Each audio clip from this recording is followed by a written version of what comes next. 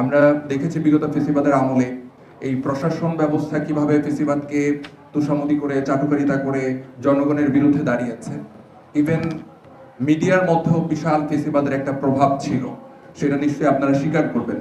Even Sheikh Hasina নিজেও সেটা স্বীকার করবে, যে প্রশ্ন করা হয়েছিল যে চাকরিতে যদি একজন মুক্তিযোদ্ধা থাকে এবং একজন রাজাকারের ছেলে থাকে, আপনি কাকে চাকরি দিবেন?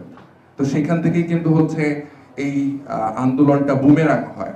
মানে একজন সাংবাদিক কি পরিমাণ ফেসিবাদী চিন্তা চেতনা লালন করতে পারলে এই ধরনের প্রশ্ন করতে পারে, সেটা আমরা দেখেছি বিগত আমলে।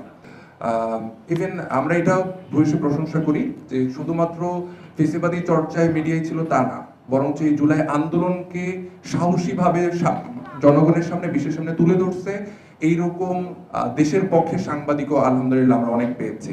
নিশ্চয়ই আমরা বিশ্বাস করি আজকেও এখানে আপনাদের মধ্যে অনেকেই দেশের স্বার্থে এবং জনগণের সাথে দেশের এই গণ অভ্যুত্থানকে বিপ্লবে পরিণত করতে এবং এই গণ অভ্যুত্থানকে সার্থক করতে আপনারা নিশ্চয়ই আমাদের পাশে দাঁড়াবেন এবং সহযোগিতা করবেন। এই জুলাই আন্দোলনের সময় কোন থানায় কোন ম্যাজিস্ট্রেটের আন্ডারে ছিল, কতগুলো গুলি এখানে করা হয়েছে, সবগুলো নথিপত্র আমরা সংগ্রহ করতে পেরেছি। অনেকগুলো থানার ম্যাজিস্ট্রেটের আন্ডারে কতগুলো গুলি হয়েছে সেই তথ্যগুলো আমরা পাইনি। কেন? কারণ এগুলো মুছে ফেলা হয়েছে। আমাদের পরবর্তী পদক্ষেপ কালচারাল ফেসিস, শিক্ষাঙ্গন, চিকিৎসাঙ্গন, আইনাঙ্গন এবং গণমাধ্যম সহ বিভিন্ন গুরুত্বপূর্ণ সেক্টরে থাকা স্বৈরাচারের দোসরদের, স্বৈরাচারের কুশীলবদের তালিকা প্রকাশ। এই লক্ষ্যে অন্তর্বর্তী সরকারের কাছে আমাদের দাবি থাকবে তালিকায় উল্লেখিত সকল স্বৈরাচারের দোসরদেরকে আগামী 31শে মে এর মধ্যে বাধ্যতামূলক অবসর দিতে হবে। সেনানিবাসে আশ্রয় নেয়া 626 জন, তাদের তালিকা প্রকাশ।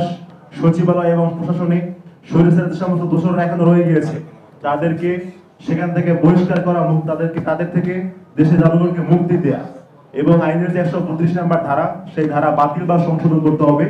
যদি এগুলো না করা হয় তাহলে আগামী 31শে মে এর পর থেকেই আমরা ছাত্র জনতার সাথে আবার মাঠে নামবো এবং আমরা মার্চ টু সচিবালয়ে দিব এবং যদি প্রয়োজন হয় এর চাইতেও কোনো কঠোর কর্মসূচি দেওয়া লাগে সেটিও আমরা দিব এবং সকলকে সাথে নিয়ে আমরা জুলাইয়ের স্পিরিট ধারণকারী সংগঠন জুলাই ঐক্য, আমরা জুলাইকে সম্মিলিত রাখবো ইনশাআল্লাহ।